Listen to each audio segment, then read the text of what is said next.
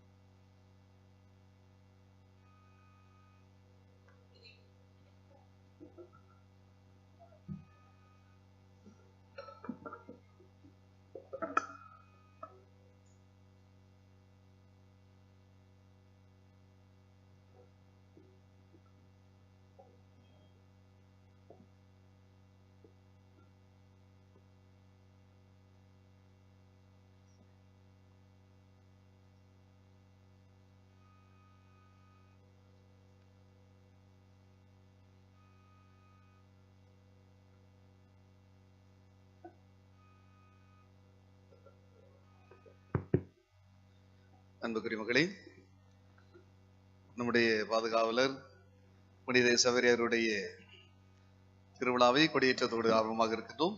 எனவே அனைவரும் கொடிமரம் நோக்கி செல்வோம்.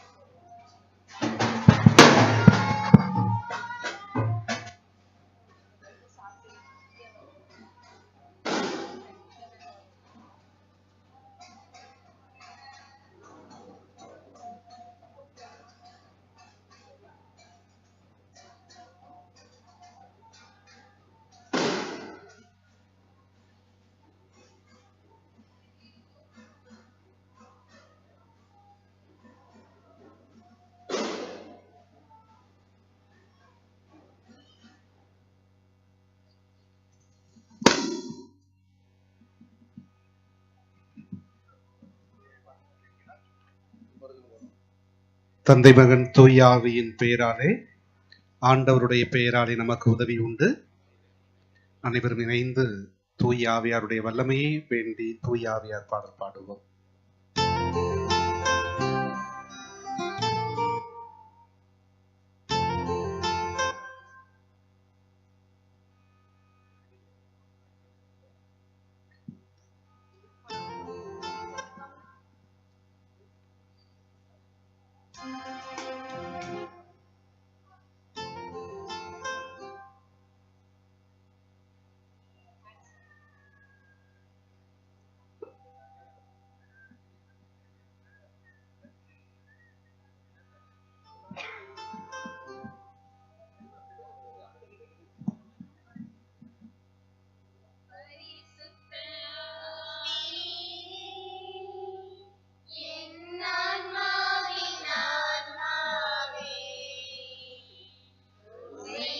ஆராதனை செய்கின்றேன் இறைவா, ஆராதனை செய்கின்றேன். ஒளிரச் செய்து வழிகாட்டும் புது வலுவூட்டி என்னை ஏற்றும் காட்டும் அதை கருத்தாய் புரிந்திட தூண்டும். என்ன நேர்ந்தாலும் நன்றி துதிப்போம் என் இறைவா, உந்தன் திருவுளப்படி என்னை நடத்தும். பரிசுத்த ஆவியே, என் ஆன்மாவின் ஆன்மாவே, உம்மை ஆராதனை செய்கின்றேன். இறைவா, ஆராதனை செய்கின்றேன். ஜெபிப்போமாக. இறைவா, இதோ எம்முடைய பி சவேரியாபுரம் ஊர் மக்கள் தங்களுடைய பாதுகாவலர் புனித பிரான்சிஸ்கு சவேரியாருடைய திருவிழாவை கொண்டாட தயார் செய்திருக்கக்கூடிய இந்த கொடியை ஆசிர்வதித்து அர்ச்சித்து புனிதப்படுத்தியருளும். இந்த கொடியானது உயர ஏற்றப்படுவது போல இதோ எம்முடைய மக்களுடைய உள்ளங்களும் வாழ்வும் விண்ணகம் நோக்கி இருக்க செய்தருளும். எம்முடைய பாதுகாவலர் புனித பிரான்சிஸ்கு சவேரியாரை நினைவு கூர்ந்து அவர்தம் முன் மாதிரியை பின்பற்றி உமக்கு உகந்தவர்கள் ஆக எம்முடைய மக்கள் வாழ வளரச் செய்தருளும். இது இந்த நாளிலே எம்முடைய மக்களுடைய தொழில் முயற்சிகளை ஆசிர்வதியும். எல்லா குடும்பங்களையும் எம்முடைய வல்ல பாதுகாவலர் புனித பிரான்சிஸ் சவேரியார் வழியாக இந்த திருக்கொடியேற்ற நாளிலே ஆசிர்வதித்து வழிநடத்த வேண்டும் என்று எங்கள் ஆண்டவராகிய கிறிஸ்து வழியாக மன்றாடுகிறோம். பரலோகத்தில் இருக்கிற எங்கள் பிதாவே,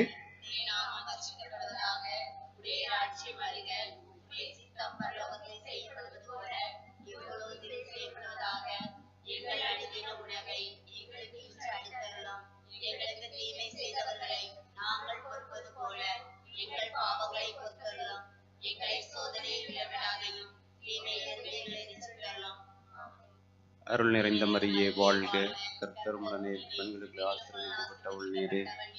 உம்முடைய திருவயிற்றின் கனியாகிய இயேசுவும் ஆசீர்வதிக்கப்பட்டவரே.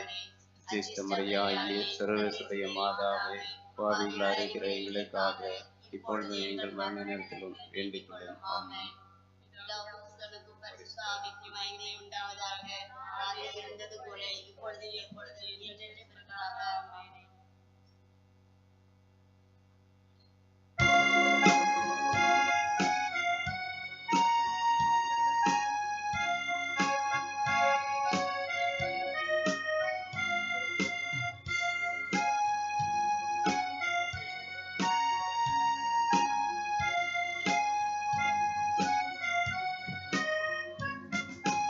ஆனாவே துணை நீரே உம்மை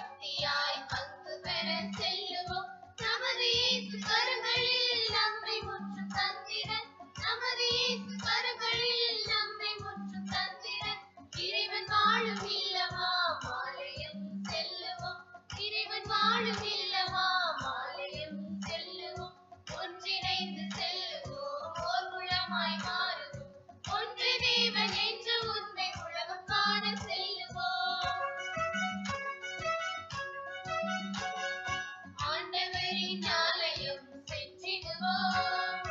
அன்பினாலே நம்மையே பலியாக்குவோம். அன்பு மக்களே, ஆலயத்திற்குள் இடம் இருக்கிறது. ஆலய வளாகத்தில் இருக்கின்ற சிறுவர் சிறுமிகள் குறிப்பாக ஆலயத்திற்குள்ளே வருமாறு அன்போடு கேட்டுக்கொள்கின்றோம். தன்னார்வ தொண்டர்கள், ஊர் பெரியவர்கள் கொஞ்சம் ஆலய வளாகத்தில் இருக்கக்கூடிய சிறுவர்களை ஆலயத்திற்குள்ளே அனுப்பி வைக்க அன்போடு கேட்டுக்கொள்கின்றேன்.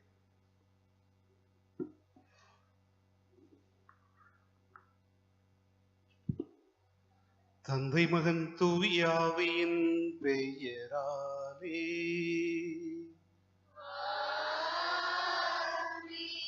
நம் ஆண்டவராகிய இயேசு கிறிஸ்துவின் அருளும் கடவுளின் அன்பும் தூயாவின் நட்புறவும் உங்கள் அனைவரோடும் இருப்பதாக.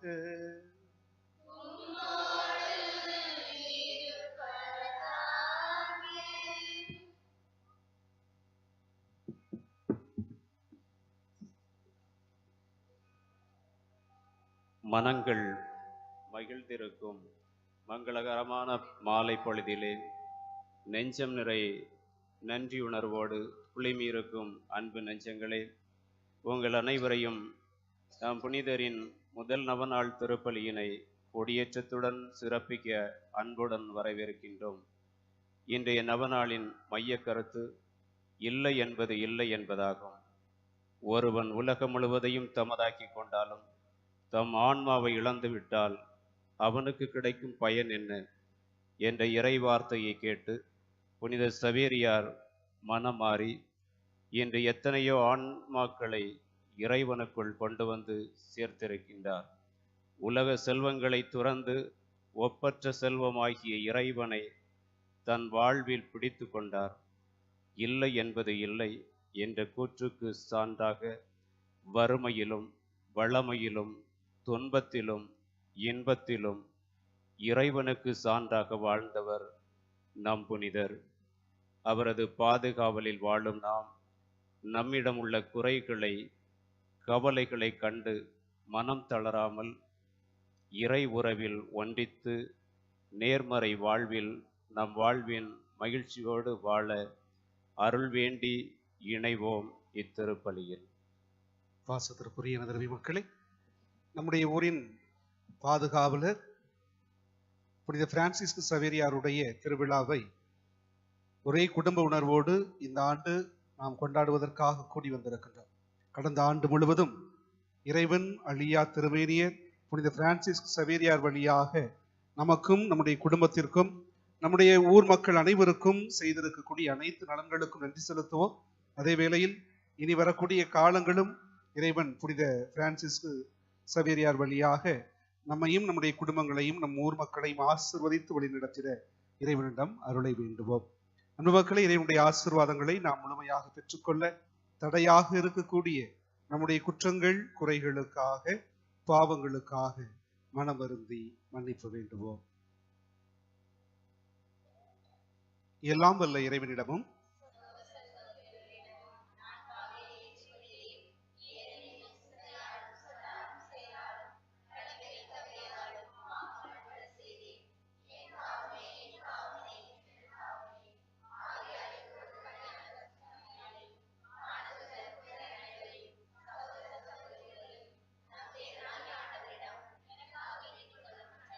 எல்லாம் வல்ல இறைவன் நம் அனைவர் மீது இரக்கம் வைத்து நம்முடைய குற்றங்கள் குறைகள் பாவங்கள் பலவீனங்கள் அனைத்தையும் மன்னித்து நிறை வாழ்வை நோக்கி அழைத்து செல்வாராக.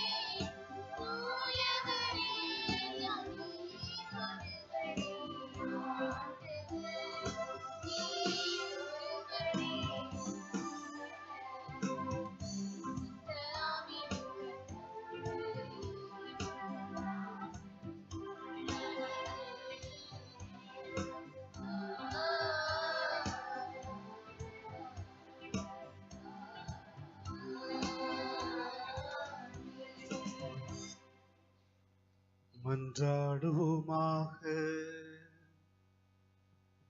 எல்லாம் வல்ல இறைவா, வாழ்வளிக்கும் திருமகனின் நற்செய்தியை எம் பாரத மக்களுக்கு அறிவிக்க புனித பிரான்சிஸ்கு சவேரியாரை அனுப்ப திருவுளமானி. அவருடைய அயரா உழைப்பினால் பல்வேறு நாட்டு மக்களை உமக்கு சொந்தமாக்கி கொண்டதற்காக நன்றியுடன் உம்மை புகழ்கிறோம்.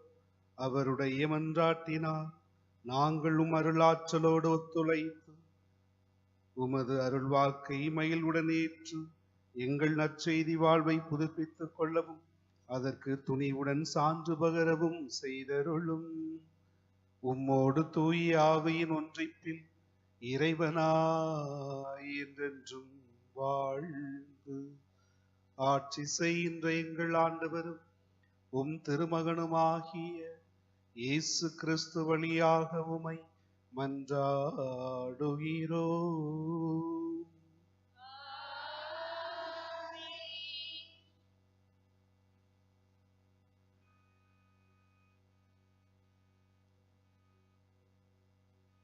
முதல் வாசக முன்னுரை. அன்பான இறை மக்களே, இன்றைய முதல் வாசகத்தில் கடவுளின் மக்களுக்கு எதிராக தீமை செய்து அவர்களை அழிக்க முயன்றால் என்ன நேரிடும் என்பதையும், கடவுளின் மக்களை அழித்ததனால் கடும் நோயினால் பாதிக்கப்பட்டு அழிவுறுகிறேன் என்று அந்தியோக்கு மன்னன் உணர்ந்து கொண்டான் என்று கூறும் இவ்வாசகத்திற்கு கவனமுடன் செவி கொடுப்போம்.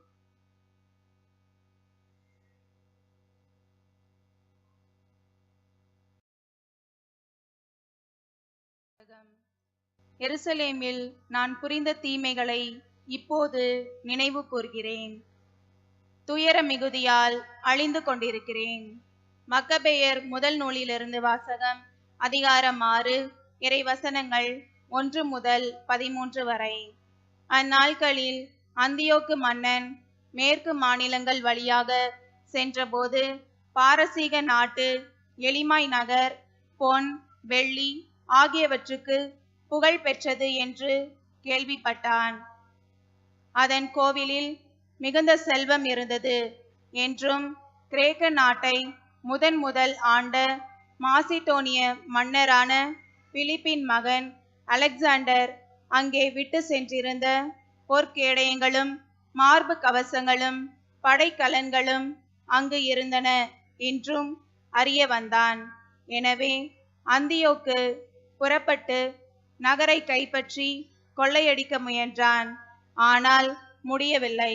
ஏனெனில் அந்த நகர மக்கள் அவனது திட்டத்தை அறிந்திருந்தார்கள். அவர்கள் அவனை எதிர்த்து போரிட்டார்கள். ஆகவே அவன் பின்வாங்கி பெரும் ஏமாற்றத்துடன் அங்கிருந்து பாபிலோனுக்கு தப்பிச் சென்றான். யூதேயா நாட்டை எதிர்த்து சென்றிருந்த அவனுடைய படைகள் முறியடிக்கப்பட்ட செய்தியை அவன் பாரசீகத்தில் இருந்தபோது தூதர் ஒருவர் அவனுக்கு அறிவித்தார். லீசியா வலிமை வாய்ந்த படையோடு முதலில் சென்று யூதர்கள் முன் புறமுதுகு காட்டி ஓடிவிட்டான். முறியடிக்கப்பட்ட படைகளிலிருந்து யூதர்கள் கொள்ளையடித்த படைக்கலன்கள், மிகுதியான பொருட்கள் ஆகியவற்றால் அவர்கள் வலிமை மிக்கவர்கள் ஆனார்கள். எருசலேமில் இருந்த பலிபீடத்தின் மேல் அந்தியோக்கு செய்து வைத்திருந்த நடுங்க வைக்கும் தீட்டை அவர்கள் தகர்த்தெறிந்தார்கள். திரு உறைவிடத்தை சுற்றிலும் முன்பு போல் உயர்ந்த மதில்கள் எழுப்பியுள்ளார்கள். அவனுடைய நகராகிய பெட்சூரை சுற்றிலும் அவ்வாறே செய்திருக்கிறார்கள் என்றும் எடுத்துரைத்தார். இச்செய்தியை கேட்ட மன்னன் அதிர்ச்சியடைந்து மிகவும் நடுங்கினான். தான் திட்டமிட்ட வண்ணம் நடவாததால் துயரம் தாங்காது நோயுற்று படுத்த படுக்கையானான். கடுந்துயரம் அவனை ஆட்கொண்டதால் அங்கு பல நாள் கிடந்தான். தான் விரைவில் சாகவிருந்ததை உணர்ந்தான். ஆகவே அவன் தன் நண்பர் எல்லோரையும் அழைத்து, என் கண்களினின்று தூக்கம் அகன்றுவிட்டது, கவலையினால் என் உள்ளம் உடைந்து விட்டது, எவ்வளவு துயரத்திற்கு ஆளானேன், இப்போது எத்துணை பெரும் துயரக் கடலில் அமிழ்ந்துள்ளேன் நான் ஆட்சியில் இருந்தபோது அன்பு செலுத்தி அன்பு பெற்றேனே என்று எனக்குள் சொல்லிக் கொண்டேன். ஆனால் எருசலேமில் நான் புரிந்த தீமைகளை இப்போது நினைவு கூர்கிறேன். அங்கு இருந்த பொன் வெள்ளி கலன்கள் அனைத்தையும் கவர்ந்து சென்றேன். யூதேயாவில் குடியிருந்தவர்களை காரணமின்றி அழித்தொழிக்கும்படி கட்டளையிட்டேன்.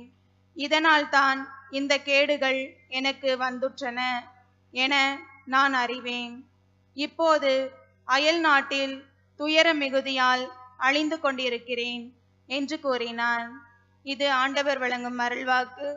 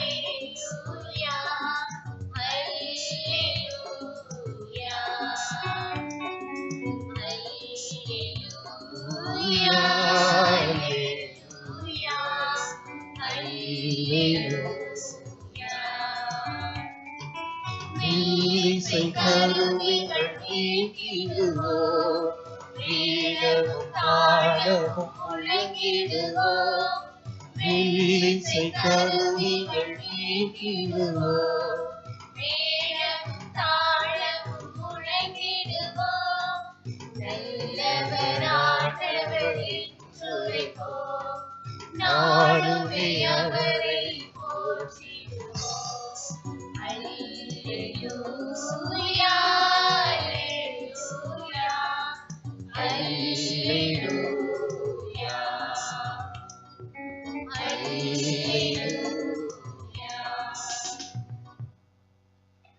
வார்த்தையான இறைவன் உங்களோடு என்றும் இருப்பாராக.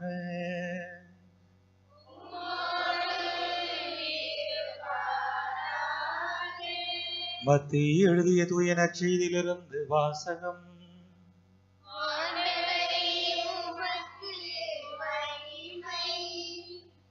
மத்தேயு எழுதிய நற்செய்தி அதிகாரம் 25 இறை வார்த்தைகள் 1 முதல் 13 முடியும்.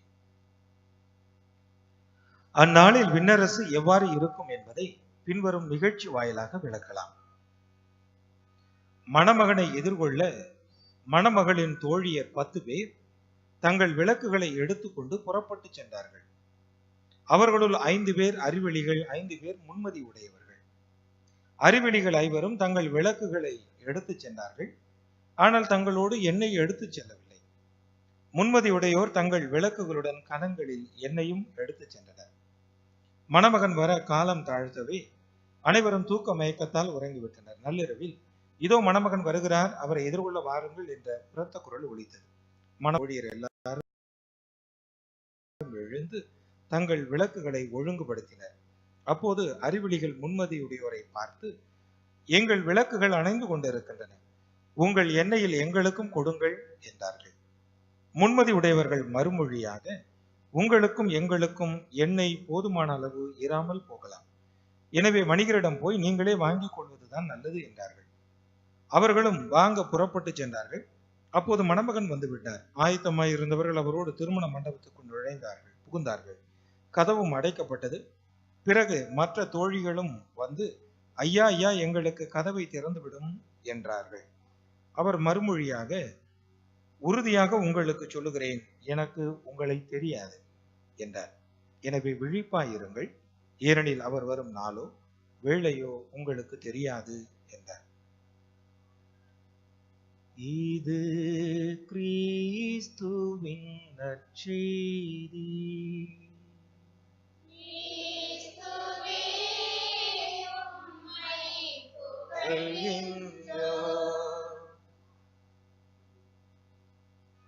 கிறிஸ்து இயேசுவில் மிக பிரியமானவர்களே,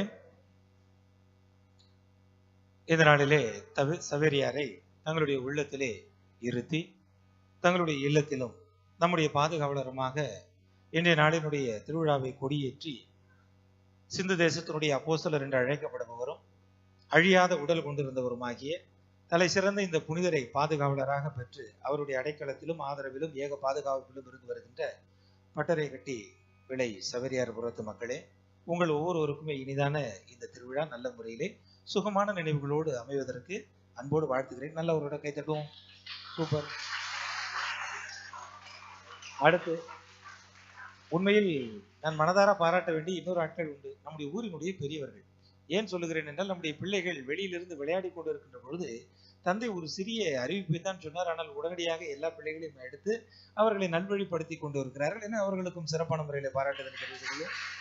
சூப்பர். ரைட். அப்ப அவங்க வார்த்தையை கேட்டு இவ்வளவு தூரம் நம்ம பிள்ளைகள்லாம் வந்திருக்காங்க பாத்தீங்களா? அதனால பிள்ளைகளுக்கு பாராட்டணுமா இல்லையா? நீ சொல்றது நான் என்னவே கேட்கறது, போ அப்படின்னு சொல்லி கிளம்பி போகாம வந்த பிள்ளைகளுக்கு உண்மையிலே பாராட்டுகள். சூப்பர், நல்லது. அன்பார்ந்தவர்களே, தம்பி உற்சாகமாயிட்டான், நல்லது. இப்போ நம்ம தம்பிகள் உற்சாகமா தான் இருப்பாங்க, அதுல ஒன்றும் குறை ஒன்றும் இல்லை. திருவிழா என்றாலே உற்சாகம் தானே அல்லவா?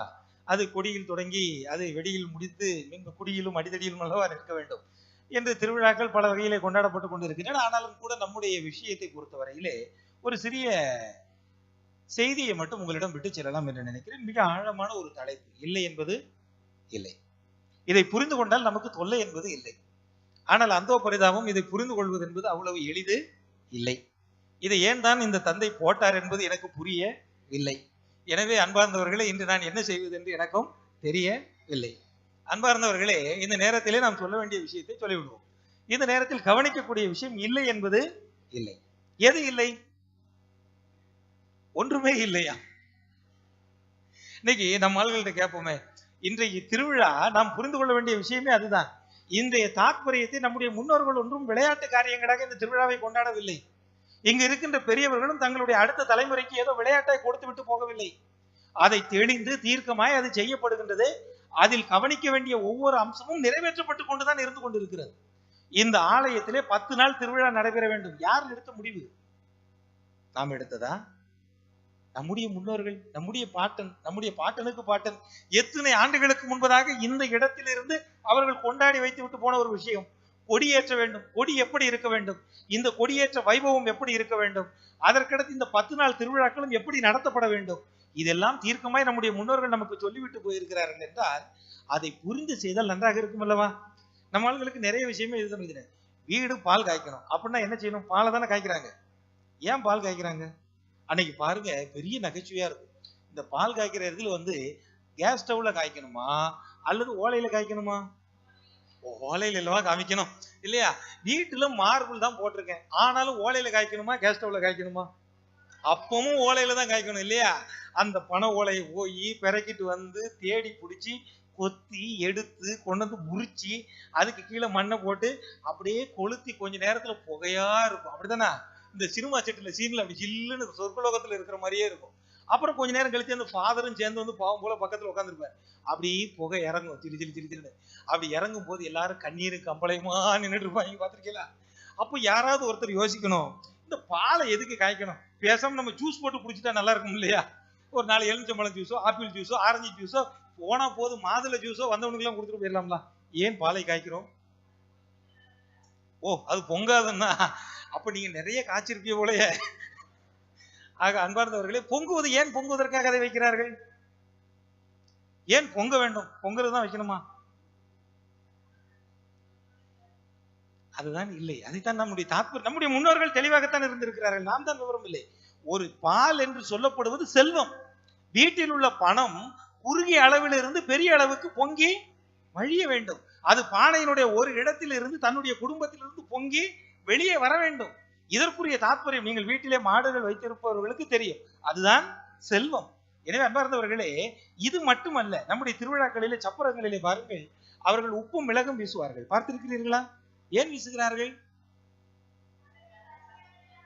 என்னமா கஷ்டம்லாம் போவ அவர் மேல எடுத்து வீசணும், அப்படித்தானே? அழகடா தம்பி, உன் நிலைமைக்கு நீ சொல்லிட்ட, ஆனா உன்னை பாராட்டுதேன், சரியா? யாராவது 2000 ரூபாய் 3000 ரூபாய் நோட்டு இருந்ததுன்னா 500 நோட்டா 2000 நோட்டா வீசுவாங்களா? வீச மாட்டாங்க. நம்ம அந்த கதைக்கு போக வேண்டாம். இருந்தாலும் நம்ம கவனிக்க வேண்டிய விஷயம், உப்பும் மிளகும் வீசப்படுகிறது. ஏன்? கொஞ்சம் பொறிகடலையும் வேற ஏதாவது அள்ளி வீசலாம் இல்லையா? யாரும் அதை வீசுற மாதிரி தெரியல. வீசுங்களா? அதுல மிக்சிங் கொஞ்சம் லைட்டா இருக்குன்னு. சரி, அது இப்போ லேட்டஸ்ட் மிக்சிங். அதில் இருப்பதிலே உப்பு என்று சொல்லப்படுவது நீடிய ஆயுளை குறிக்கக்கூடிய விஷயம். ஆலயத்திலே ஞாயிற்றுக்கிழமை பார்த்தீர்கள் என்றால் உப்பு கலந்த தண்ணீர் தெளிக்கப்படுகிறது.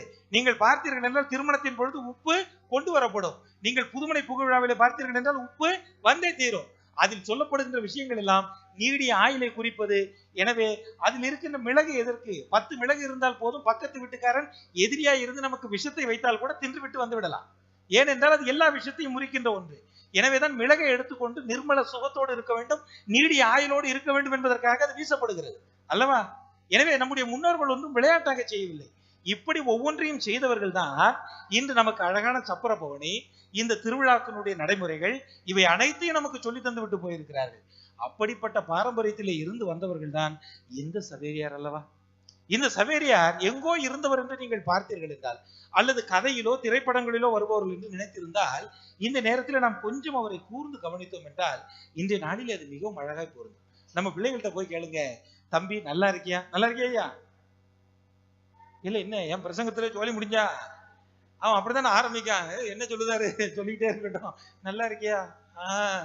இருக்கேன். அப்படித்தானா? என்ன எப்படி இருக்கா? இருக்கேன். அதுக்கடுத்து யாராவது ஒருத்தர் உற்சாகமா நல்லா இருக்கீங்களா? பதில் சொல்லவே முடியல. பாத்தீங்களா? நம்ம ஆளுகளுக்கு மனசுலயே இருக்கும், நான் நல்லா இருக்கேன்னு சொல்லிட்டா பக்கத்து வீட்டுக்காரன் வருத்தப்பட்டுருவான். மத்தியெல்லாம் நம்ம நல்ல சாப்பாடு சாப்பிட்டா அவன் வருத்தப்பட்டுருவான், நம்ம நல்லா இருந்தா அவன் தான் செய்வன வைப்பான். இப்படித்தானே வேலை நடந்து நம்ம யோசனையே போய்கிட்டு இருக்கு. இன்று யோசித்து பாருங்கள் அன்பானவர்களே, இந்த நேரத்திலே நம்மால் நன்றாக இருக்கிறோம் என்று சொல்வதற்கே நாம் யோசிக்கிறோம். இன்று இல்லை என்பதுதான் நாம் சொல்ல விரும்புகிறோம். நீ எப்படி இருக்கிறாய்? என்னிடம் அப்படி ஒன்றும் இல்லை, ஆனால் என்னிடம் எல்லாம் பதுக்கி உள்ளே வைத்திருக்க வேண்டும். திருவிழாவிலே இருக்கின்ற நகைகள் எல்லாம் இருக்கிறது, அது திருவிழாவின் பொழுது மட்டும்தானே வரும். பார்த்திருக்கீங்களா?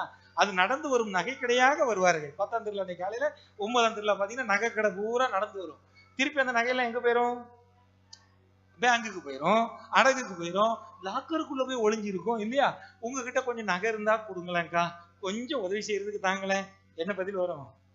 என்கிட்ட அவ்வளவு நகையா இல்ல, பாத்துக்க என்ன செய்ய. ஐயா ஒரு 10,000 ரூபாய் கடன் கொடுங்க பாத்துக்கிடுங்க, கை மாத்தா ஒரு வாரத்துல திருப்பி தந்துருத.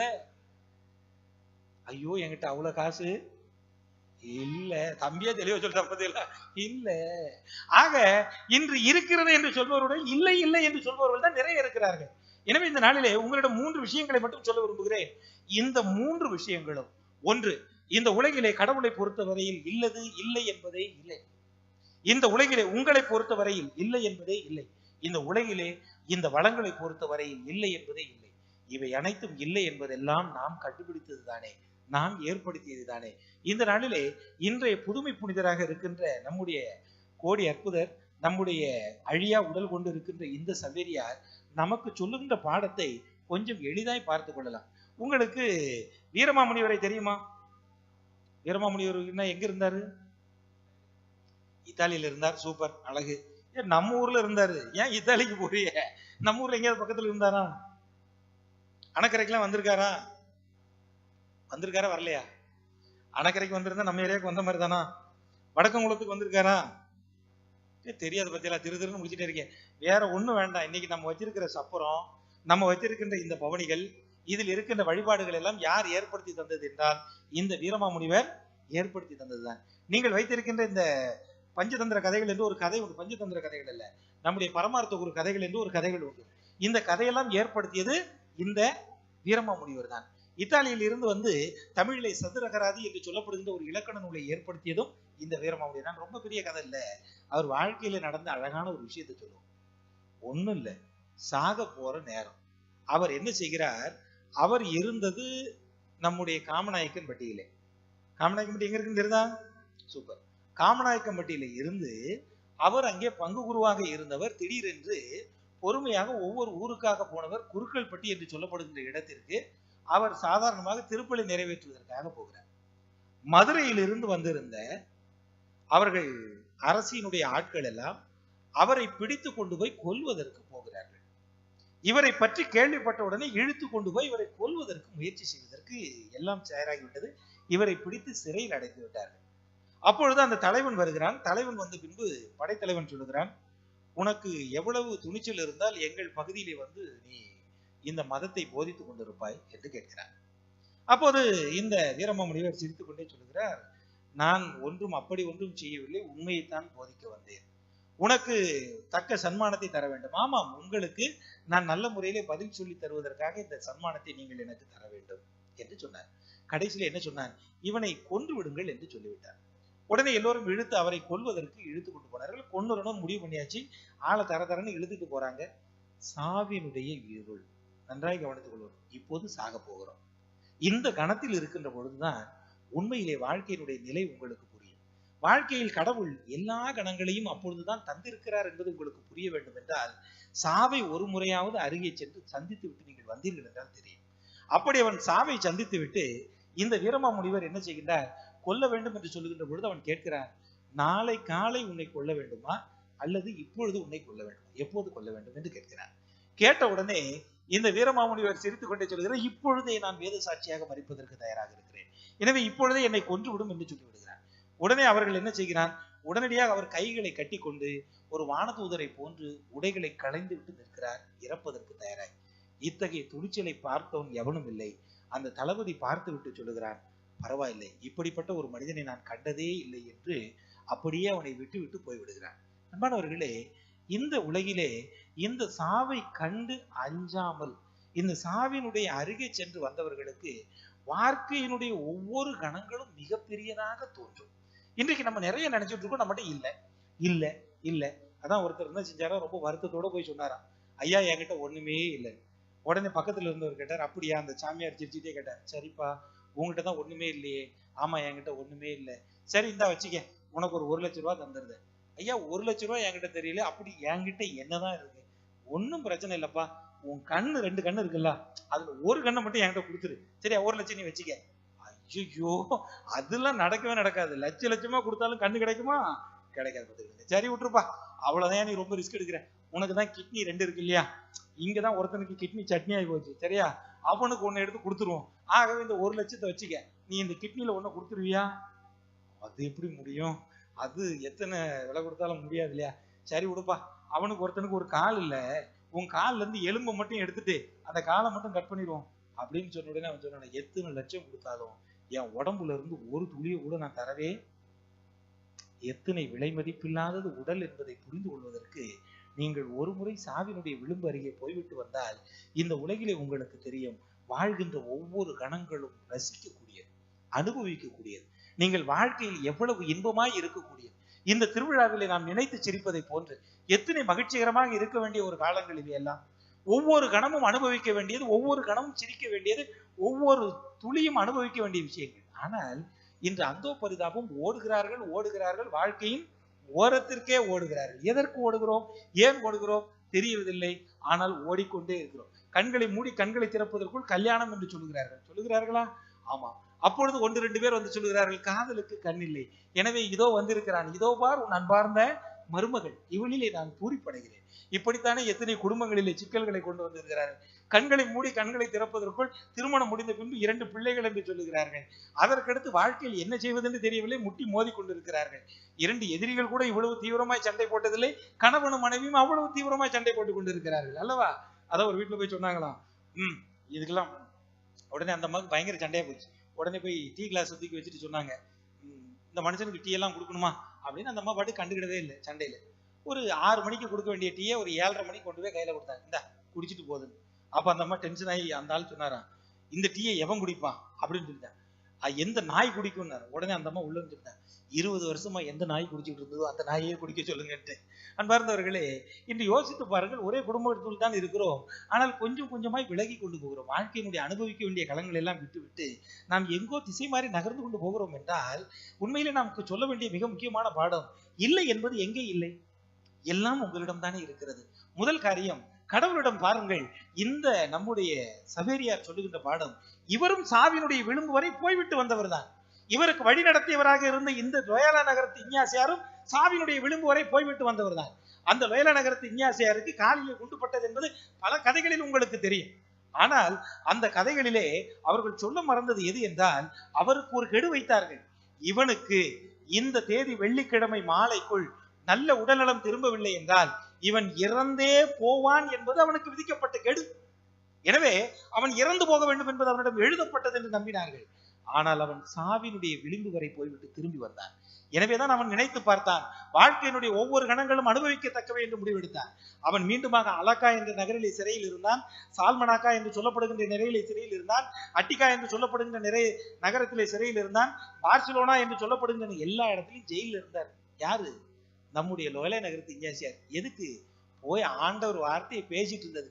கூப்பிட்டு வச்சு சகட்டு மெனிக்கு அவர் அடிச்சாங்க. பேசக்கூடாதுன்னாங்க. பல தடவை அவர் கைகட்டி நின்று கொண்டிருந்தார். இவ்வளவு சிக்கல்கள் மத்தியிலும் அவர் ஒரு அழகான ஒரு சபையை தொடங்கினார். அவருக்கு நன்றாய் தெரிந்தது, இல்லை என்பது கடவுளிடம் இல்லை, இல்லை என்பது என்னிடம் இல்லை, எல்லாம் என்னிடம் இருக்கிறது, எல்லாம் கடவுளிடம் இருக்கிறது, எல்லாம் இந்த பிரபஞ்சத்திலே கொடுக்கப்பட்டு இருக்கிறது. அப்படியானால் நான் இதை வைத்துக் கொண்டு என்ன செய்ய போகிறேன் என்பதுதான் மிக முக்கியமான கேள்வி.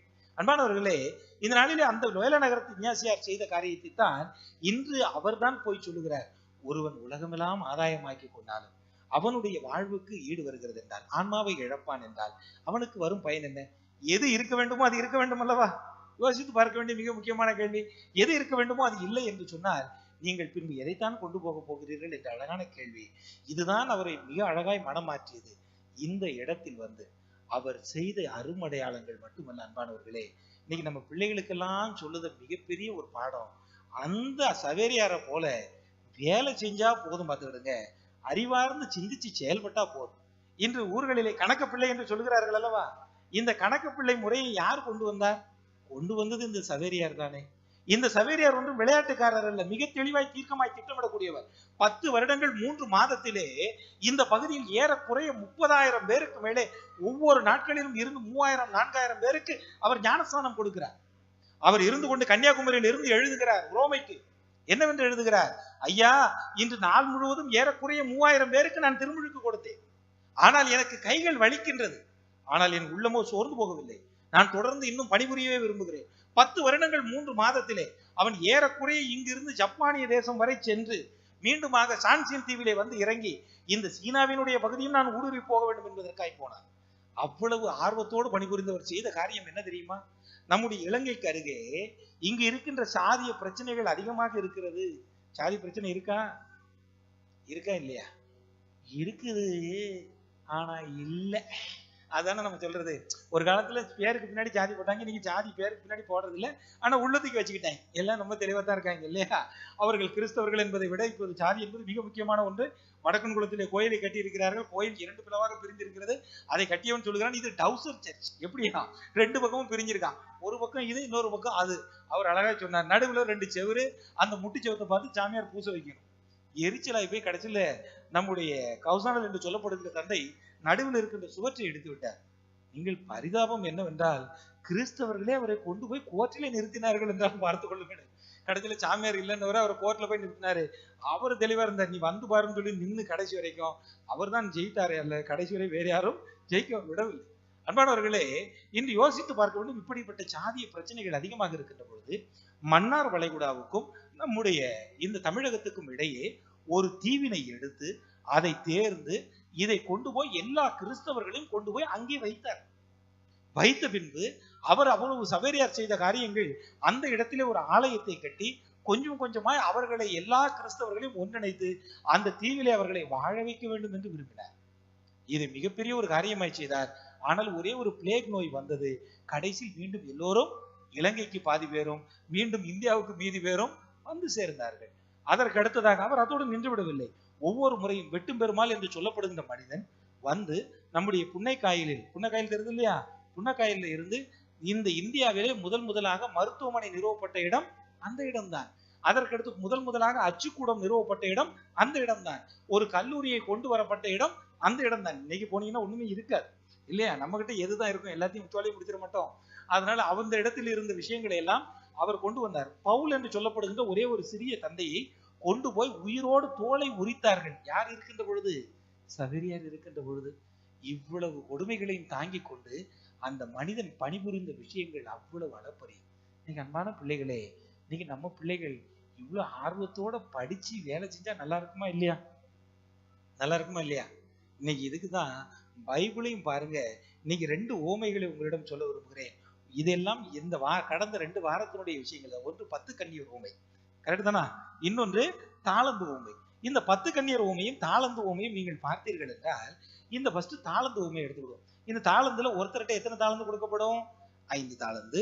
இன்னொருவனிடம் அதைத்தான் சொல்வார்கள். அந்த விவிலியம் மிக அழகாய் சொல்லும். நெடும் பயணம் மேற்கொள்ளவிருந்த ஒருவன் என்ன செய்கின்றான்? அவன் எடுத்துக்கொண்டு போய் தன்னிடம் இருக்கின்ற சொத்தை எல்லாம் விற்று ஒருவனுக்கு 5 தாளந்தும், ஒருவனுக்கு 2 தாளந்தும், ஒருவனுக்கு 1 தாளந்தும் தரப்பட்டது. உண்மைதானா? அப்பொழுது அவன் தந்த உடனே அவன் சொல்லுவான் மிக அழகாய், இந்த நெடும் பயணம் என்று சொல்லப்படுவதை வாழ்க்கை பயணம் என்று நாம் சொல்லலாம் அல்லவா?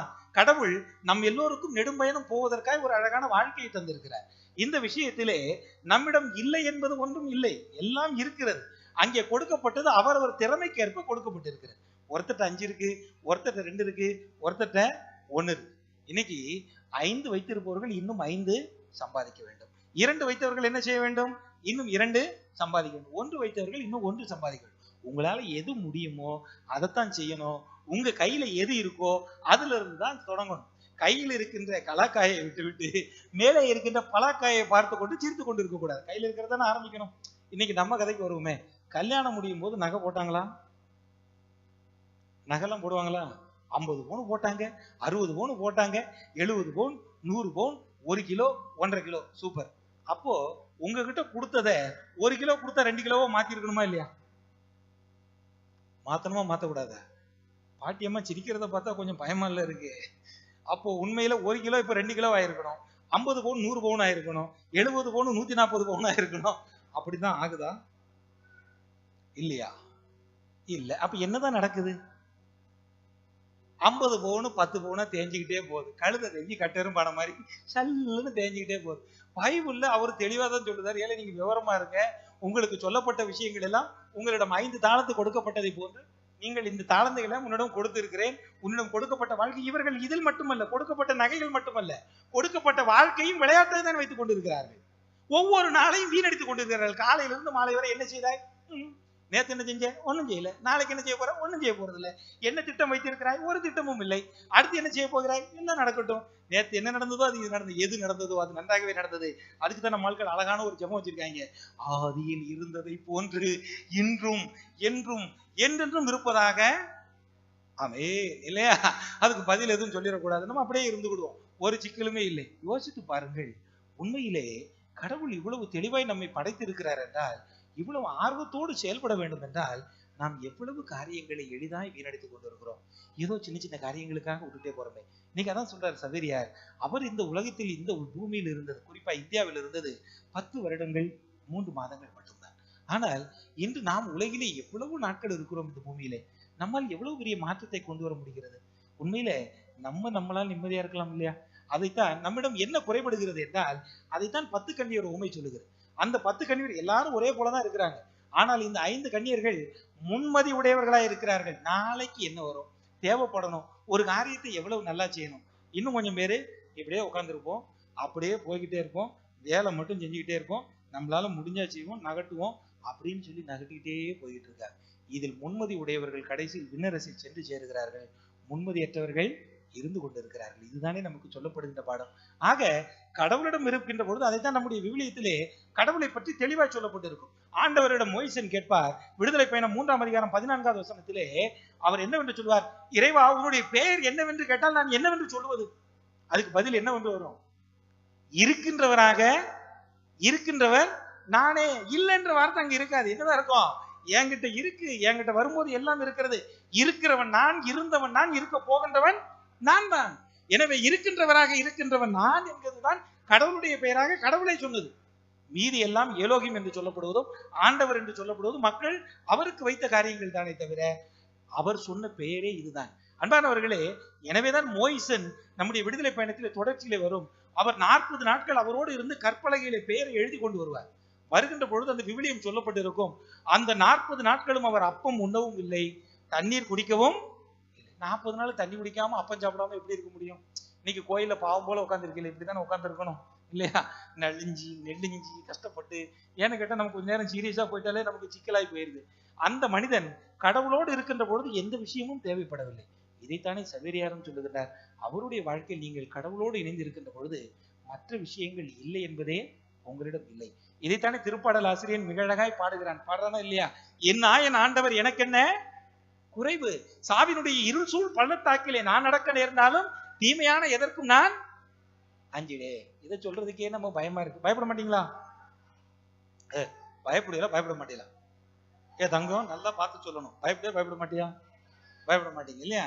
நைட்டு 12 மணிக்கு அப்படி ஜில்லுன்னு சத்தம் கேட்குது, மல்லிகைப்பூ வாசம் அடிக்குது, பயப்படுவியா? பயப்பட மாட்டியா? பயப்படுவேன், ஆனா பயப்பட மாட்டேன் இல்லையா? எங்க இருக்கு நம்ம ஆட்களுக்கு? ரொம்பலாம் பெரிய மேட்டர்லாம் இல்லை. அடக்க முடிஞ்சு அந்த பக்கம் ஒரு பூ இருக்கட்டும், பூவை மிதிச்சுட்டு போயிடுவாங்களா? கை காலெல்லாம் ஆடிராது இல்லையா? இறந்து போனவருடைய கடிகாரத்தை கொண்டு வந்து, தம்பி இது நல்லா ஓடுது, இதை கட்டிக்கன்னு சொன்னா எத்தனை பேர் கட்டுவாங்க? தூக்கி தூர போட்டு போயிடுவாங்களா இல்லையா? அந்த துணி அந்த தலையணை எல்லாத்தையும் கொண்டு போய் மொத்தமா உள்ளதுக்கு வச்சுட்டு சத்தம் போடாம பூ போல தள்ளி தானே நிக்கிறோம் இல்லையா? திருப்பி வந்துருவாங்களோ, இன்னும் கூட நிறைய ஊர்ல நடமாடுதாங்கன்னே நம்பிக்கிட்டு இருக்காங்க இல்லையா? உண்மையா பொய்யா? உண்மைதான். நான் இருந்த ஒரு ஊர்ல காலையில போயிட்டு கல்லறையை தொட்டு கும்பிடுவாங்க, சாயந்தரம் 6 மணிக்கு அந்த பக்கமே போக மாட்டான், சுத்தி போவான். இல்ல என்னன்னா அந்த பக்கம் கல்லறை இருக்குமா? எப்படி நீங்க பயப்படுவீங்களா? எப்படி? நம்ம சித்தப்பா, நம்ம மாமா, நம்ம தாத்தா, நம்ம பாட்டி தானே இருக்காங்க. இருந்தாலும் நமக்கு பயம் போகுதா? இவ்வளவு பயம் இருக்கிற நமக்கு ஆண்டவர் சொல்றாரு பாருங்க திருப்பாடல்ல, சாவினுடைய இருள் சூழ் பள்ளத்தாக்கிலே நான் நடக்க நேர்ந்தாலும் தீமையான எதற்கும் நான் அஞ்சினேன். என்கிட்ட எதுவுமே இல்லைன்னு இல்ல, எல்லாம் இருக்கு. என் நாயன் ஆண்டவர் எனக்கு என்ன குறைவு, பசும்புல் வெளிகளில் அவர் என்னை இளைப்பாற செய்கின்றார், அமைதியான நீர்நிலைகளுக்கு அவர் என்னை அழைத்து செல்லுகின்றார். இன்னைக்கு எனக்கு என்னப்பா பிரச்சனை வந்துரு போகுது பார்த்து விடுவோம்பா, கடவுள் என்ன நல்லபடியா வைப்பார். இதுதானே நம்ம சொல்ற விஷயம்.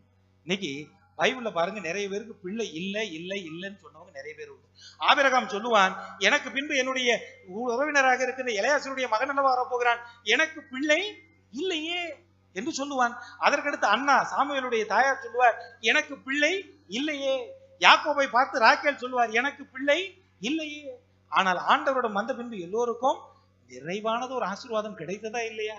இல்லை என்று சொல்லப்படுபவர்களுக்கெல்லாம் அங்கே ஆண்டவர் இருக்கிறார் என்றால், அதனால தான் ஆண்டவர் சொல்லுகிறார், இருக்கின்றவராக இருக்கின்றவர் நானே. ஆண்டவரிடம் இல்லை என்பதே இல்லை. 2, நம்மிடம் ஆண்டவனுடைய ஆசீர்வாதம் இல்லை என்பதும் இல்லை. இந்த உலகிலும் ஆண்டவனுடைய ஆசீர்வாதம் இல்லை என்பதில்லை. இப்ப எங்கதான் பிரச்சனைனா, நம்ம கிட்டதான் பிரச்சனையே தவிர வேறெங்கும் இல்லை அல்லவா? எனவே இந்த நேரத்தில் கடவுளிடம் அருள் கேட்போம். இறைவா, நான் பல நேரங்களிலே அமைதியாக உட்கார்ந்து கொண்டிருக்கிறேன், அர்த்தம் புரியாமல் நிறைய காரியங்களை செய்து கொண்டிருக்கிறேன். கடவுள் எனக்கு நிறைய திறமைகளை கொடுத்திருக்கிறார், ஆனால் நான் சோம்பி அமர்ந்திருக்கிறேன். இந்த சகோதரியாரே, எனக்கு நீர் செயல்பட்டது போன்று நல்ல செயல்பாட்டை செய்வதற்கு நல்ல அருள் தாரும். என்னுடைய பிள்ளைகள் இருக்கிறார்கள், அவர்கள் எப்பொழுது வேலைக்கு போவார்கள்? வீட்டில் இருக்கவங்க எல்லாம் தார்கம்பு எடுத்து குத்தி நெருக்கி தள்ளி கொண்டு போய் நீ போகணும்னு சொன்னாதான் வேலைக்கே போறாங்க. அவங்க யாராவது வேகமா போய் 12வது முடிக்கிறதுக்குள்ள நான் இந்த விஷயத்தை போக வேண்டும் என்று தேர்ந்து தெரிகிறார்களா? இல்லையே. இன்று பிள்ளைகள் யாருமே பெரியவர்கள் சொல்வதை கேட்பதாக இருக்கிறார்களா? இல்லையே. இன்று எல்லா விஷயங்களும் நம்மை விட்டு கட்டுப்பாடே இல்லாம போய்கிட்டே இருக்கு. இன்னைக்கு பெத்தவங்களுக்கு பிள்ளை அடங்கி இருப்பாங்களா, அல்லது பிள்ளைகளுக்கு பெத்தவங்க அடங்கியிருக்காங்களா? பிள்ளைகளுக்கு தானே பெத்தவங்க அடங்கியிருக்காங்க. என்ன செய்ய முடியும்? நம்ம தலைமுறை தான் கடைசி தலைமுறை, பெத்தவங்க சொல்லி பிள்ளைங்க கேட்டது. நம்ம தலைமுறை தான் முதல் தலைமுறை, பிள்ளைகள் சொல்லி பெத்தவங்க கேட்கறது. அவன் சொல்லுதான், எப்பா இன்னைக்கு நைட்டு என்ன சமைக்கணும்? யார்கிட்ட கேட்கணும்? பிள்ளைகிட்ட கேட்கணும். தோசை போடணுமா, சப்பாத்தி போடணுமா, சோத்தை வைக்கட்டுமா, நீ என்ன சொல்லுதா? உனக்கு என்ன துணி வேணும்? அவர் இவ்வளவு தான் இருப்பாரு, எனக்கு அதை வாங்கி கொடுனா வாங்கி கொடு, இல்லைன்னா உன் வேலையை பார்த்துட்டு தூர போ. சரிம்மா, நான் என்ன பாடுபட்டாலும் உனக்கு வாங்கி தந்துடுறேன், எனக்கு நான் டூர் போகணும்னா போகணும். பிள்ளைகள் நில் என்றால் நிற்கிறார்கள், உட்கார் என்றால் உட்கார்கள். நமக்கு வாய்த்த அடிமைகள் திறமைசாலிகள் இல்லையா? அவர்களுக்கு வாய்த்த அடிமைகள் மிகவும் திறமைசாலிகள். ஆகவே அள்ளி அள்ளி கொடுத்து கொண்டிருக்கிறார்கள். ஆனால் நல்ல பாதையில் வழி நடத்த வேண்டும் என்பது உங்களுடைய தேவை அல்லவா? பிள்ளைகள் எழுப்பிற்கெல்லாம் போகிறீர்கள் என்றால் இன்று யோசித்து பாருங்கள்.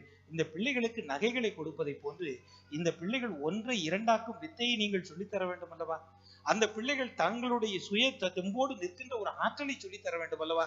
இந்த சவேரியார் வெளிநாட்டுக்காரர் அங்கிருந்து இந்தியாவிலே இருந்து இவ்வளவு மாற்றங்களை செய்தார் என்றால், நம்முடைய பிள்ளை நம்ம ஊரிலிருந்து நம்முடைய ஊரிலே பிழைக்க முடியாமல் திணறிக் கொண்டிருக்கிறது என்றால், நாம் எதைத்தான் சொல்லி தந்து கொண்டிருக்கிறோம்? யோசிக்க வேண்டும் அல்லவா? எனவே இன்று இல்லை என்பது கடவுளிடமும் இல்லை, நம்மிடமும் இல்லவே இல்லை, நம்முடைய உலகத்திலும் இல்லை என்பது இல்லை. ஆனால் இல்லை என்பதெல்லாம் நம்முடைய மனதில் இருந்து நாம் தான் உருவாக்கி கொண்டிருக்கிறோம். அன்பானவர்களே, நல்லதொரு சிந்தனையோடு இனி நாம் வருகின்ற காலங்களிலே அந்தோனியாருடைய நம்முடைய சவேரியாருடைய ஆசீர்வாதத்தோடு நம்முடைய மக்கள் அனைவரும் நிறைய ஆசீர்வோடு, கவலைப்படாதீங்க, வழக்கமா அந்தோனியார் சொல்லி அவரே வராது.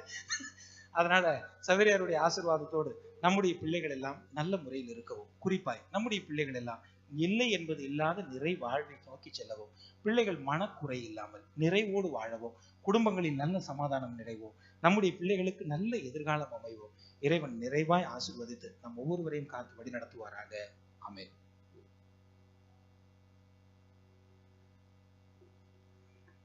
அன்பு மக்களே, அனைவரும் நம்முடைய தேவைகளை ஆண்டவரிடம் எடுத்து சொல்ல எழுந்து நிற்போம்.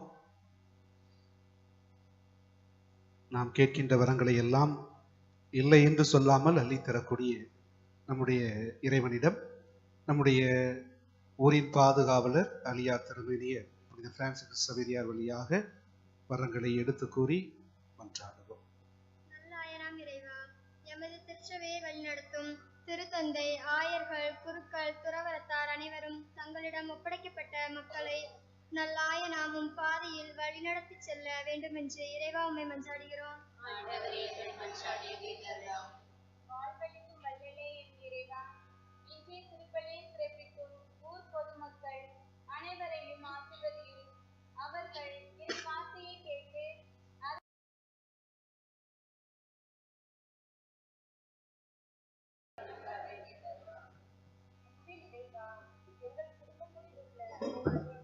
மகிழ்ச்சியிலும் சமாதானத்திலும் பிறரன்பிலும் சிறந்து விளங்க தேவையான அருள்வரங்களை பொழிய வேண்டும் என்று இறைவா உம்மை மன்றாடுகிறோம்.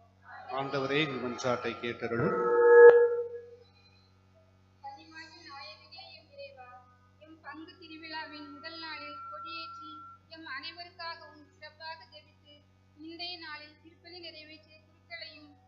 பங்கு தந்தையும் ஆசீர்வதித்து உமது அருளால் அவர்களை நிரப்பி வழிநடத்திட இறைவா உம்மை மன்றாடுகிறோம்.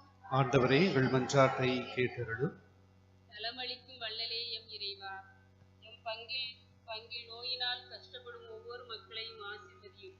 அவர்களுக்கு நல்ல உடலுள்ள சுகத்தையும் கொடுத்து காத்திருள வேண்டும் என்று இறைவா உம்மை மன்றாடுகிறோம். ஆண்டவரே, எங்கள் மன்றாட்டை கேட்டருளும்.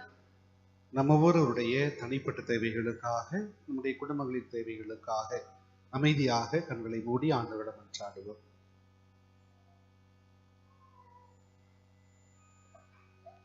இந்த மன்றாட்டுக்களை எல்லாம் எங்கள் ஆண்டவராக இயேசு கிறிஸ்து வழியாகவும் எங்களுடைய பாதுகாவலர் புனித பிரான்சிஸ் சவேரியார் வழியாக நோக்கி கெஞ்சி மன்றாடுகிறோம்.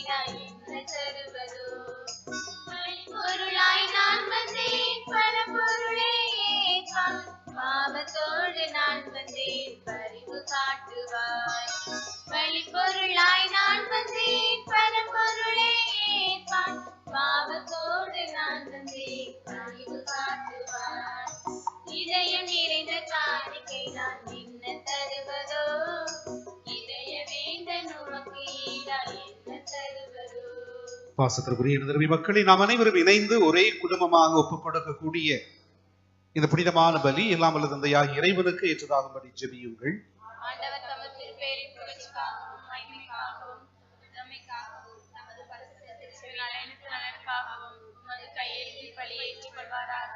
இரக்கமுள்ள இறைவா, மனிதரின் மீட்புக்காக அனைத்தையும் உமக்கு கையளிப்பதில் மகிழ்ச்சி கண்ட புனித பிரான்சிஸ்கு சவேரியாவினுடைய முதல் திருவிழாவில் நாங்கள் கொண்டு வரும் இக்காணிக்கைகளை கனிவோடு ஏற்றருளும். இப்பலியின் ஆற்றலால் நாங்கள் எங்கள் நாட்டு மக்களின் மீட்புக்காக எங்களை அர்ப்பணிக்க அருள்தாரும். எங்கள் ஆண்டவராகிய கிறிஸ்து வழியாக உம்மை மன்றாடுகிறோம்.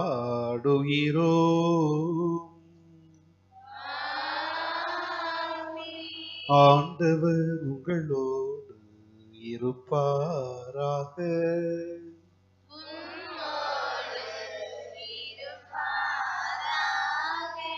இதயங்களை ஆண்டவரிடம் எழுப்புங்கள்.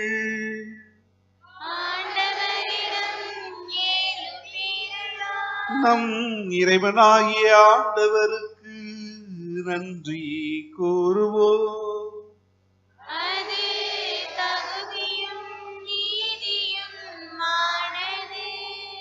ஆண்டவரே, எங்கள் அன்பான தந்தையே, என்றும் வாழும் எல்லாம் வல்ல இறைவா, என்னாலும் இவ்விடத்திலும் நாங்கள் உமக்கு நன்றி செலுத்துவது சிறப்பாக எங்களுடைய ஊரின் பாதுகாவலர் அலியா திருவுடல் புனித சவேரியாருடைய முதல் திருவிழாவிலே நாங்கள் உமக்கு நன்றி செலுத்துவது மெய்யாகவே தகுதியும் நீதியுமாகும், எங்கள் கடமையும் மீட்புக்குரிய செயலுமாகும்.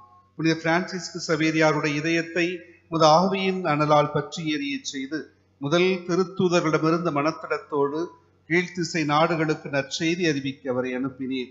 அவருடைய பணி எங்கள் தாய் திருநாட்டின் வாழ்வில் புத்தெழுச்சியை உருவாக்கியது. அவருடைய போதனை எங்களுடைய அருள் வாழ்வை வளர்ச்சியுறச் செய்தது. அவருடைய அர்ப்பண வாழ்வு இன்றும் எங்களுக்கு தூண்டுதலாக அமைந்துள்ளது. எங்களது நாட்டின் எல்லைகளை வந்தடைந்த முது மீட்பின் நற்செய்திக்காக நன்றி கூறி நாங்கள் முது அன்பையும் மகிமையையும் வானதூதர் புனிதர் அனைவரோடும் சேர்ந்து போற்றி புகழ்ந்து அக்களித்து பாடுவதாவது: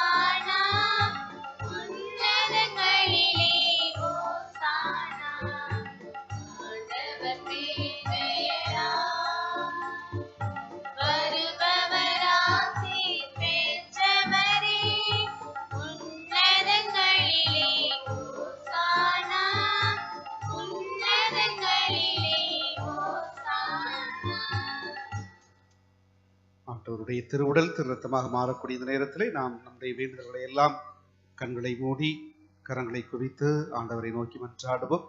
எங்கள் தாயும் தந்தையுமான தெய்வமே, நீ மெய்யாகவே தூயவர், புனிதத்திற்கெல்லாம் ஊற்று. ஆகவே உடைய தூய் ஆவியை பொழிந்து இக்காணிக்கைகளை புனிதப்படுத்த வேண்டும் என உம்மை மன்றாடுகிறோம். இவ்வாறு எங்கள் ஆண்டவர் இயேசு கிறிஸ்துவின் உடலும் இரத்தமுமாக இவை எங்களுக்கு மாறுபனவாக.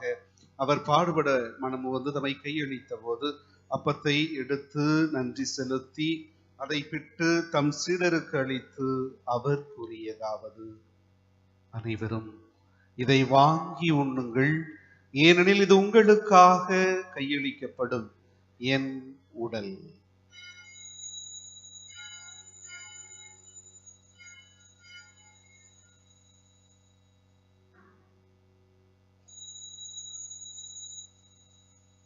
அவர் நம்மை உணவு அருந்தியபின் கிண்ணத்தை எடுத்து நன்றி செலுத்தி தம் சீடர்களுக்கு அளித்து அவர் கூறியதாவது: அனைவரும் இதை வாங்கி பருகுங்கள், ஏனெனில் இது புதிய நித்திய உடன்படிக்கைக்கான என் இரத்தம். இது பாவ மன்னிப்புக்கென்று உங்களுக்காகவும் எல்லோருக்காகவும் சிந்தப்படும். இதை என் நினைவாக செய்யுங்கள்.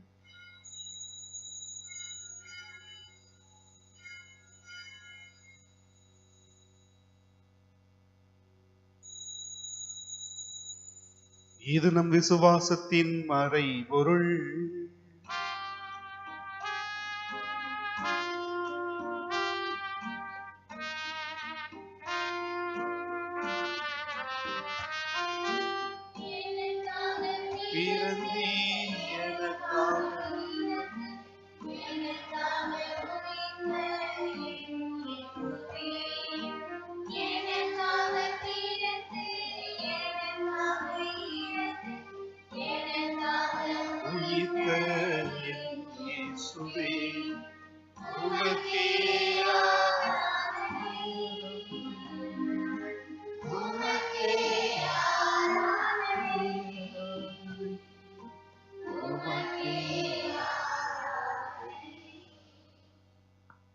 ஆகவே இறைவா, நாங்கள் கிறிஸ்துவின் இறப்பையும் உயிர்ப்பையும் நினைவு கூர்ந்து வாழ்வு தரும் அப்பத்தையும் மீட்பளிக்கும் கிண்ணத்தையும் உமக்கு ஒப்புக் கொடுக்கிறோம்.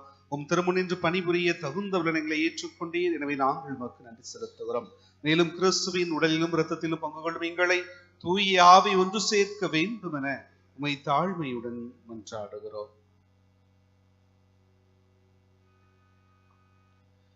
இறைவா, உலகெங்கும் வரவிருக்கும் மதுர சபையை சிறப்பாக எங்கள் திருத்தந்தை பிரான்சிஸ், எங்கள் ஆயர் யுவோனியனி ஆயர்கள், திருப்பணியாளர்கள், துறவியர், பொதுநிலையினர் ஆகிய அனைவரை நினைகூர்ந்தருளும். எங்கள் அனைவரையும் அன்பின் நிறைவை அடைய செய்தருளும். உயிர் துலோபன நம்பிக்கையுடன் இறந்து போன எங்கள் சகோதர சகோதரிகளையும் இறந்தோர் அனைவர் நிகூர்ந்து ஒளிமிக்க ஒருவரை ஏற்றுக்கொள்ளும். எங்கள் அனைவர் மீதும் இரக்கமாயும் இறைவன் கண்டித்தாயான மாட்சிமிக்க மரியாள், அவருடைய கனவுதேற்று செய்யப்பர், புனித திருத்தூதர்கள், எங்கள் பாதுகாவலர் புனித சவேரியார், இவ்வுலகில் மோக்குந்தவராய் இருந்தவராகிய புனிதர் அனைவருடனும் நாங்கள் நிலையானுடைய தோழமை கொண்டு திருமண இயேசு கிறிஸ்து வழியாக உம்மை புகழ் ஏற்று வரமருள உம்மை மன்றாடுகிறோம்.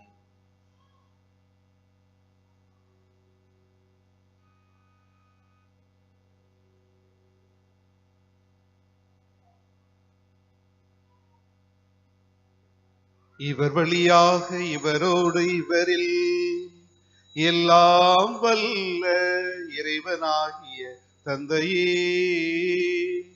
தூய ஆவியின் ஒன்றிப்பில் எல்லா புகழும் மாட்சியும் என்றென்றும் உமக்கு உரியதே. ஆமென்.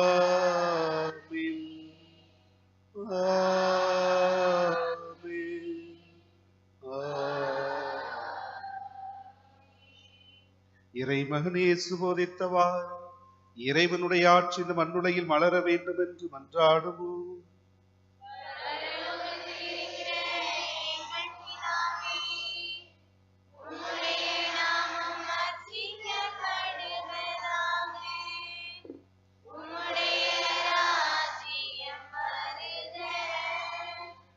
உம்முடைய சித்தம் பரலோகத்தில் செய்யப்படுவது போல பூலோகத்திலும் செய்யப்படுவதா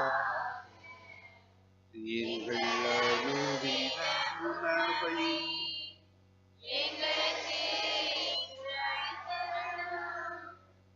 எங்களுக்கு தீமை செய்தவர்களை நாங்கள் பொறுப்பது போல எங்கள் பாவங்களை பொறுத்தருளும்.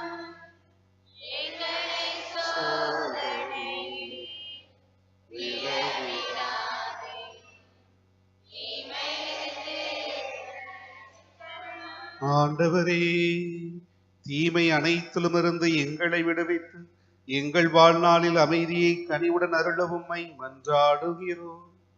உமது இரக்கத்தின் உதவியால் நாங்கள் பாவத்திலிருந்து எப்போதும் விடுதலை பெற்று யாதொரு கலக்கமும் இன்றி நலமாயிருப்போமாக.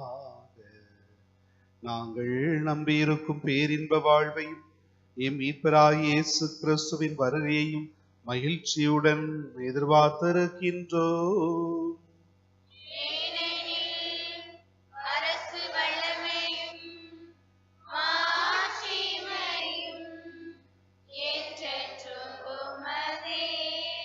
ஆண்டவராகிய இயேசு கிறிஸ்துவை, அமைதியை உங்களுக்கு விட்டு செல்கிறேன், இந்த உலகம் தர முடியாத சமாதானத்தை நான் உங்களுக்கு தருகிறேன் என்று உடைய திருத்தூதர்களுக்கு மொழிந்தீரேன்.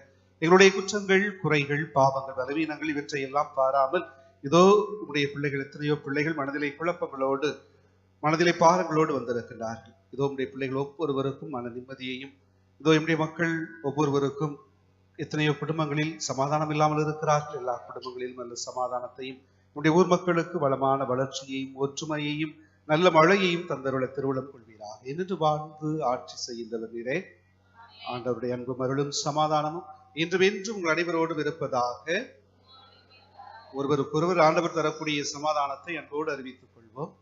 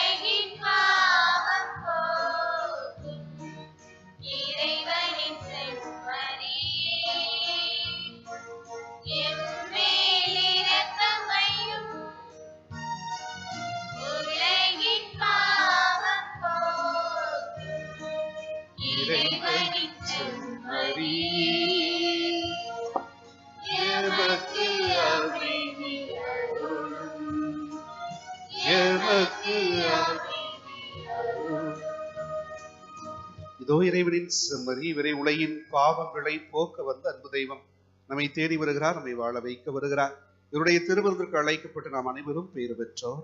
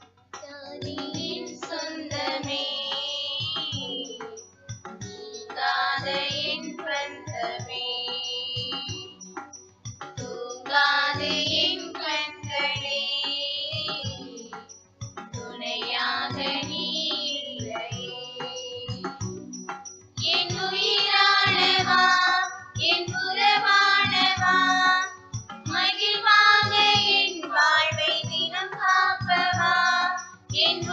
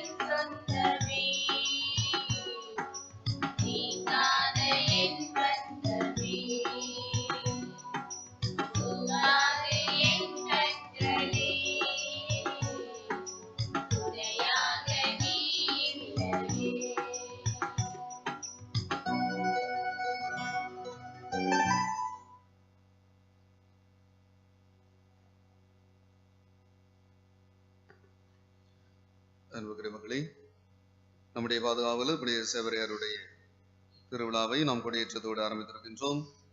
இன்றைய நாளிலே நமக்காக வந்திருந்து ஜெபித்த அருள் தந்தையர்களை நாம் நன்றியோடு நினைத்து பார்க்கின்ற தருணம் இது. இன்றைய நாளிலே தலைமையேற்று சிறப்பித்த அருள் தந்தை ஜஸ்டின் அவர்கள் பங்கு தந்தையாக அடைக்கலபுரத்திலே சிறப்பாக பணி செய்து கொண்டிருக்கிறார்கள். 5 ஆண்டுகளை நிறைவு செய்கிறார்கள். இன்றைய நாளிலே மறையுரையாற்றிய அருள் தந்தை சனிஸ் ஜோ மைக்கேல் அவர்களுக்கும் சிறப்பான நன்றிகளை நாம் கரவொலி எழுப்பி நாம் தெரிவித்துக் கொள்வோம்.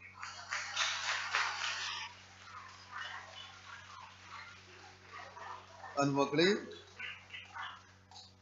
இன்றைய நாளை திருப்பலி சிறப்பித்த நம்முடைய ஊர் பொதுமக்களுக்கு சிறப்பான நன்றிகளையும் பாராட்டுகளையும் தெரிவித்துக் கொள்கிறேன். நாளை மாலை 6:30 மணிக்கு திருப்பலி. நாளைய திருப்பலியை சிறப்பிக்கின்றவர்கள் நம்முடைய திருக்குடும்ப சபையர் மற்றும் திருமணமான பெண்கள் சிறப்பிக்கின்றார்கள். அன்பு மக்களை, இந்த திருவிழா காலங்களில் 10ஆம் திருவிழா அன்று நம்முடைய பிள்ளைகளுக்கு புதுநன்மை வழங்க இருக்கின்றோம். எனவே புதுநன்மை பயிற்சிக்காக இருக்கின்றவர்கள் இந்த திருப்பலி முடிந்ததும் பெற்றோரோடு குடும்ப அட்டையோடு வந்து பிள்ளையும் அழைத்து வந்து என்னை சந்திக்க அன்போடு கேட்டுக்கொள்கிறேன். வெளியூரில் இருக்கிறவர்கள் பிள்ளைகள் புதுநன்மை எடுக்க விரும்பினால் ஏற்கனவே சொல்லியிருக்கிறேன், 7ஆம் திருவிழாவிற்கு இங்கு வந்திருக்க வேண்டும். ஏனென்றால் வெளி ஊரில் இருக்கக்கூடியவர்கள் அந்த பங்கு தந்தையிடம் கடிதம் வாங்கினாலும் கடிதம் வாங்க வேண்டும். பயிற்சி பெற்றிருந்தாலும் ஒரு சில நேரங்களில் அவர்கள் அந்த அளவுக்கு நாம் கொடுக்கின்ற பயிற்சி போன்று அல்லாமல் நிறைய ஜெபங்கள் தெரியாமல் தான் இருக்கிறார்கள். எனவே வெளியூரில் படிக்கின்றவர்களும் 7ஆம் திருவிழா அன்று இங்கு வந்துவிட வேண்டும் என்றும், வந்தவர்கள் கண்டிப்பாக குடும்ப அட்டையோடு என்னை சந்திக்க வேண்டும் என்றும் அன்போடு கேட்டுக்கொள்கின்றேன். அதே போன்று 10ஆம் திருவிழா அன்று திருப்பலி முடிந்ததும் திருமுழுக்கு, குழந்தைகளுக்கு திருமுழுக்கு வழங்கப்பட இருக்கிறது.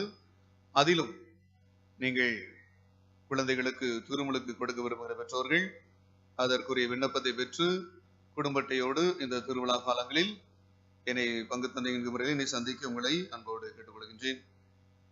அன்பு மக்களை, நமக்கு சிறப்பாக நம் ஆண்டுதோறும் விவிலிய போட்டி, அன்பி விவிலிய போட்டி நடத்துகிறோம். இந்த ஆண்டு நமக்கு 8ஆம் திருவிழா முதல் சனிக்கிழமை என்று நடைபெற இருக்கிறது. எனவே அந்த அன்பி விவிலிய போட்டியில் சிறப்பாக கலந்து கொள்ள உங்களை அன்போடு கேட்டுக்கொள்கிறேன். என்ன பகுதி? விடுதலை பயண நூல் 21ஆம் அதிகாரத்திலிருந்து 40 அதிகாரம் படிக்கிறீங்களா? சத்தமே இல்லையே. படிச்சுட்டு இருக்கீங்களா? பிரைஸ் வாங்கிடலாமா? எத்தனாவது பிரைஸ்? பரிசா தம்பி வாங்கிடுவோம். சிறப்பாக இந்த அன்பை விவிலிய போட்டியில் கலந்து கொள்ள அன்போடு கேட்டுக்கொள்கிறேன். அன்பு மக்களே, இந்த திருவிழா காலங்களில் சிறப்பாக வழிபாடுகளில் சிறந்த முறையில் கலந்து கொள்ள உங்களை அன்போடு கேட்டுக்கொள்கின்றேன். இன்று திருப்பலி முடிந்ததும் என்ன இருக்கு? சோறுனாத நம்மால் வாய ரொம்ப பழக்கம் இல்லைங்களா? அந்த வாசனை அப்படியே அடிக்க போதுங்க. எனவே நம்முடைய தம்பி சொன்ன மாதிரி நமக்கு இரவு உணவு வழங்கப்பட இருக்கிறது. எனவே சிறப்பாக அதிலும் கலந்து கொள்ள உங்களை அது சொல்ல வேண்டியதில்லை. சாமி நீங்க சொல்லாட்டாலும் பரவாயில்ல, நாங்க வந்து பாட்டுக்கு வந்துருவோம், நீங்க கோயிலுக்கு எங்களை கூப்பிடணும், ஆசனத்துக்கு நாங்கள் சொல்ல வேண்டியதே இல்லை, நாங்களே போயிடுவோம், கவலைப்படாங்க. பாராட்டுகள். சிறப்பாக உணவை ஏற்பாடு செய்த நல்ல உள்ளங்களுக்கு நன்றிகள். சிறப்பாக இந்த வழிபாடுகளில் நல்ல முறையில் கலந்து கொள்ள உங்களை அன்போடு கேட்டுக்கொள்கின்றேன். நன்றி மன்றாட்டிற்காக அனைவரும் எழுந்து நிற்போம்.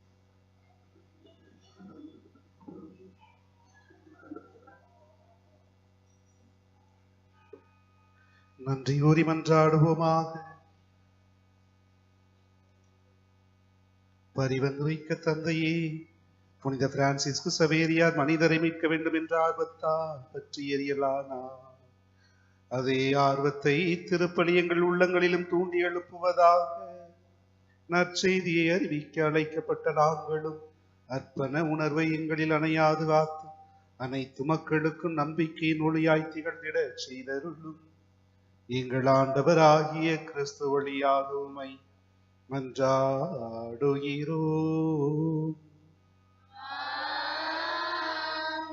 ஆண்டவர் உங்களோடு இருப்பாராக.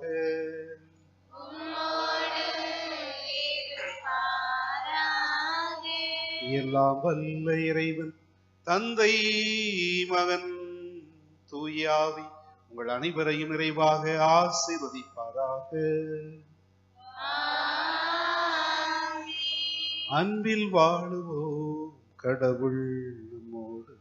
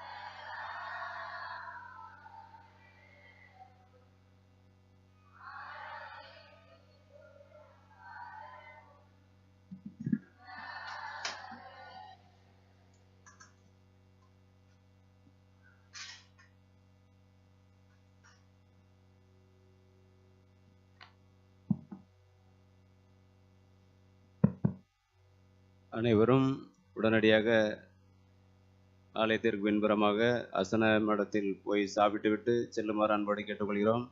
வாலிப நண்பர்கள் அனைவருக்கும் பரிமாறுமாறு அன்போடு கேட்டுக்கொள்கிறோம். வாலிப நண்பர்கள் உடனடியாக அனைவருக்கும் பரிமாறுமாறு அன்போடு கேட்டுக்கொள்கிறோம்.